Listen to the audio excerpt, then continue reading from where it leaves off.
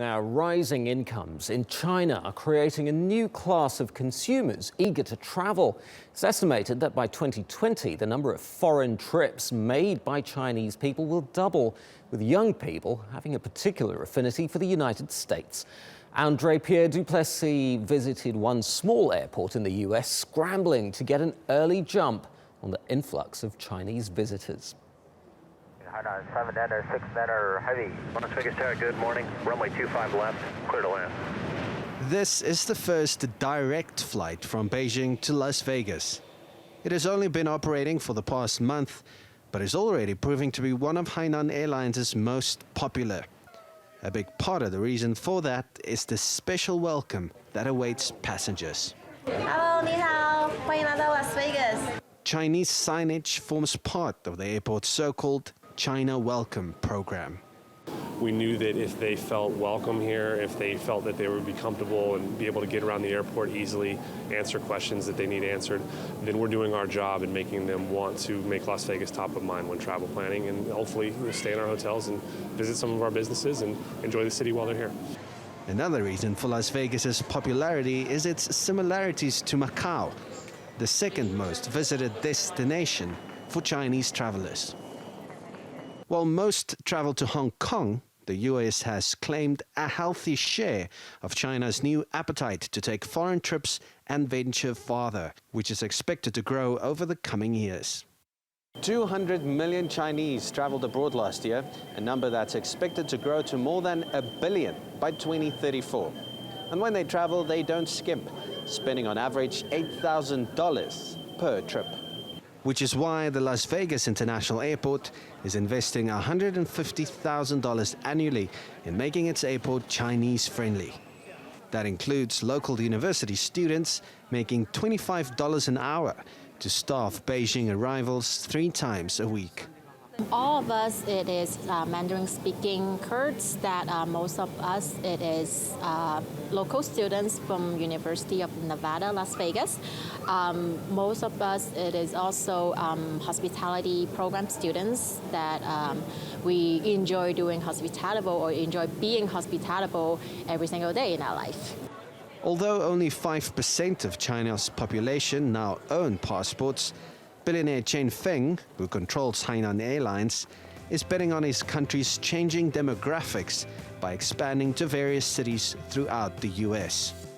Hainan is just one of a number of Chinese airlines flooding America with cheap long-haul flights, and American airline companies are starting to feel the squeeze. But at airports like McCarran, there's little worry right now about who owns the companies responsible for bringing Chinese visitors here. Instead, they're angling to bring more non-stop airline routes between Sin City and cities throughout China that no one here has ever heard of. Andre-Pierre du Plessis, TRT World, Las Vegas. And AP joins us now from a very sunny-looking Las Vegas. AP, thanks so much for being with us. So tell us, what is actually driving this boost in Chinese tourism to the States?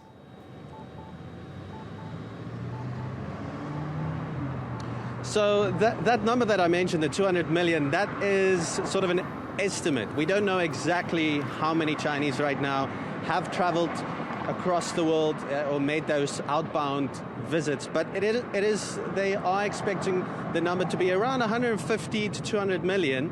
Now, the big reason for this is, of course, like everything else in the world, driving consumer demand is millennials.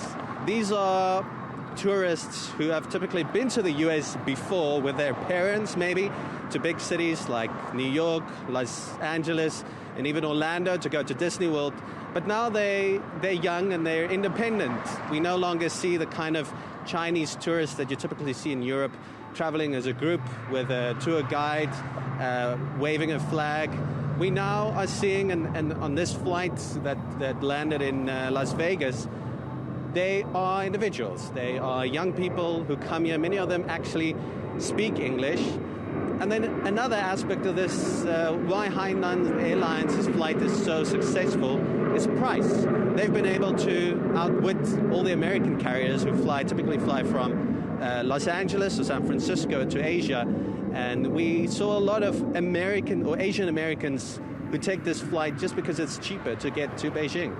And of course, as we know, the Chinese love a little bit of gambling every now and again, so it's no surprise that they're heading straight for Las Vegas, where you are.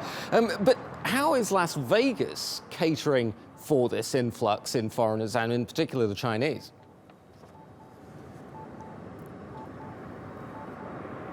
Well, it's interesting. Some of the hotels have already started catering for this market.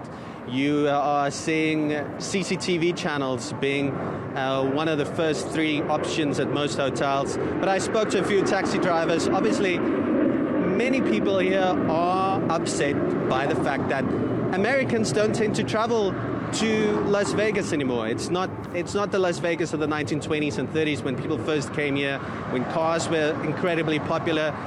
And it seems that, you know, if you look at the political climate in the US right now, they believe that this has something to do with the decline of the US economy and China getting a foothold across the world. Now, it's not necessarily the case, but that at least is the perception for many people here in Las Vegas.